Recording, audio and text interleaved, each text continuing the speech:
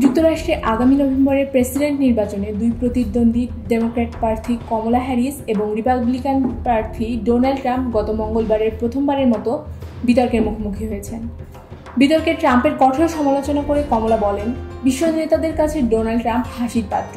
রুশ president Vladimir Putin তার লাঞ্চে ট্রাম্পকে খেয়েও ফেলতে পারেন। বুধবার এই তথ্য জানিয়েছে সংবাদ মাধ্যম বিবিসি ও আল জাজিরা। স্থানীয় সময় মঙ্গলবার রাত ৯টায় মার্কিন গণমাধ্যম এবিসি নিউজের আয়োজনে কমলা ও ট্রাম্পের মধ্যে বিতর্ক শুরু হয়। বিতর্ক মঞ্চে প্রবেশের পর ট্রাম্পের সঙ্গে হাত মিলিয়ে তার বক্তব্য দিয়ে বিতর্ক শুরু করেন কমলা।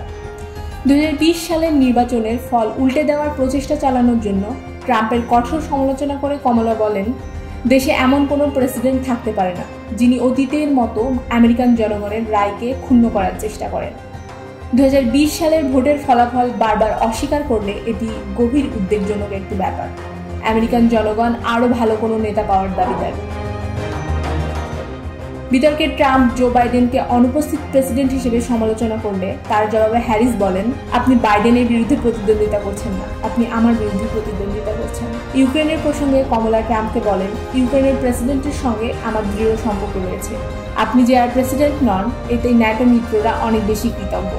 অন্যথায় পুতিন আজ ইউরোপের বাকি অংশের দিকে চোখ রেখে বসে থাকতেন কিয়েভে থেকে।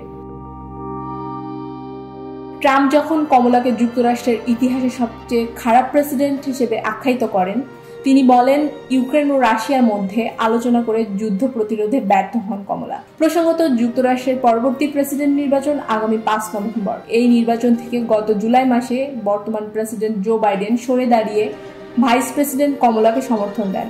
তারপর থেকে ডেমোক্রেটিক ও রিপাবলিকান উভয় পক্ষই নিজ নিজ প্রার্থীর পক্ষ থেকে জোর প্রচারণা চালাচ্ছে।